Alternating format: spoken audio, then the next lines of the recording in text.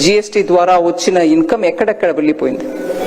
Infrastructure 144 Vande Bharat express తీసుకొచ్చాం, ఎక్కడి నుంచి వచ్చింది డబ్బు? ఎయిర్పోర్ట్స్ డబుల్ అయ్యాయి, ఎక్కడి నుంచి వచ్చింది డబ్బు? 60% కంటే ఎక్కువ హైవేస్ కొత్తగా కట్టాం, ఎక్కడి నుంచి వచ్చింది డబ్బు? అదే రకంగా డిఫెన్స్ సెక్టర్ లో ఎక్స్పోర్ట్స్ ఇంక్రీజ్ అయింది 34 times. ఇవాళ మన డిఫెన్స్ ప్రొడక్ట్స్ బయట దేశానికి వెళ్తున్నాయి. దానికి కావాల్సిన ఇన్ఫ్రాస్ట్రక్చర్, డిఫెన్స్ కారిడార్, స్టార్టప్స్ కి అక్కడ ఇన్విటేషన్ ఇవ్వడం, వాళ్ళకి ప్రోత్సాహం ఇవ్వడం, టాలెంట్ ఫండ్ ప్రొవైడ్ చేయడం, స్టార్టప్స్ కి రిజిస్ట్రేషన్ టైం లెంత్ 10,000 crore ఇవ్వడం, అది ఎన్హాన్స్ అయ్యి ఇవాళ 20,000 crores వరకు పోవడం. ఎక్కడి నుంచి వచ్చింది డబ్బు? మనం చేసే జిఎస్టీ ట్యాక్స్ ద్వారానే వస్తుంది. అట్లాగే వెల్ఫేర్ స్కీమ్స్, చాలా మంది అంటారు నేను ట్యాక్స్ కడుతున్నా అక్కడ ఫ్రీగా ఎవరికో ఏదో ఇస్తున్నారు. మన మధ్యలో ఉన్న బీద వాళ్ళకి మనం సపోర్ట్ చేయకుండా ఎలా ముందుకు వెళ్తాం? ప్రధాన మంత్రి గారు కమిట్మెంట్ దాంట్లో ఉంది కాబట్టి 90 times more increase in DBT transfer. అంత డిబిటీ కథ సెపరేట్ గా మనం చెప్పవచ్చు. 90% ఇంక్రీస్ అయిందని అంటున్నాం. యాక్చువల్లీ దగ్గర 3 లక్షల కోట్ల రూపాయలు మిగిలింది గవర్నమెంట్ కి. అంతమంది బోగస్ వాళ్ళందరినీ తీసేసాం. ఆధార్ బెనిఫిట్ కార్డు చూపించు, ఆధార్ బ్రిడ్జ్ ద్వారా ఆథెంటికేట్ పెట్టు.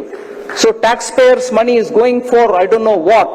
మేము మిడిల్ క్లాస్ పే చేస్తున్నాం. నేను మిడిల్ క్లాస్ తాం బాబు, నేను ట్యాక్స్ ఇవ్వడం పే చేస్తాం, ముందు పే చేశాను.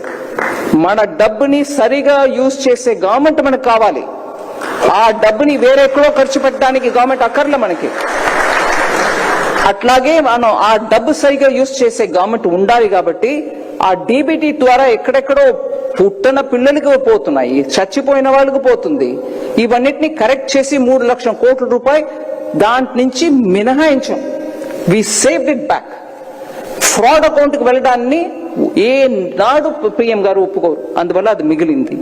గరీబ్ కళ్యాణ్ మీకు తెలుసు 25 crore అవుట్ ఆఫ్ పావర్టీ. 25 కోట్ల జనాన్ని పావర్టీ నుంచి తీసి బయట తీసుకొచ్చాం. They are no longer poor, they are aspirational middle class, but maybe at the bottom Rang.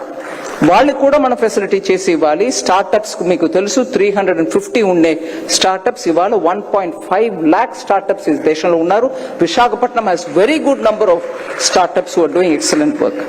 So ఒక్కసారి కంపేర్ చేసి చూస్తే ట్యాక్స్ టెర్రరిజం ఉండి 30% పైన ట్యాక్స్ కలెక్ట్ చేసే రెజీమ్ పోయి యూపీఏ ఇవాళ మీకు pro people lower tax second generation GST తీసుకొస్తున్నాం.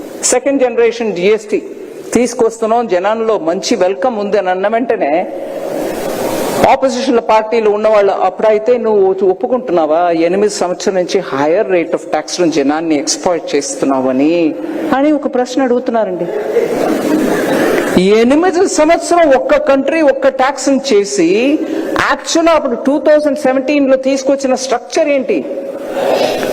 జిఎస్టీకి ముందు ఉన్న ఐటమ్ ఒక్కొక్క ఐటమ్ ని చూసి అది 6% లేకపోతే 7%, కొన్ని స్టేట్స్ లో 4% ఉన్న అట్లాంటి ఐటమ్స్ అన్నిటిని 5 లో తీసుకొచ్చారు అప్పుడు 2017లో.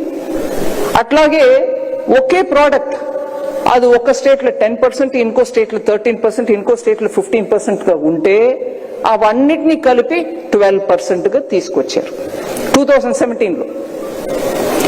అట్లాగే ఒక ప్రోడక్ట్, ఏదో ఒక ప్రోడక్ట్ అది ఒక్క స్టేట్ లో 16%, ఇంకో స్టేట్ లో 21%, ఇంకో స్టేట్ లో 22%, రకరకాలుగా ఆ ఒక్క ప్రోడక్టే ఉంటే అవన్నిటినీ కలుపుగట్టుగా 18% లో తీసుకొచ్చారు.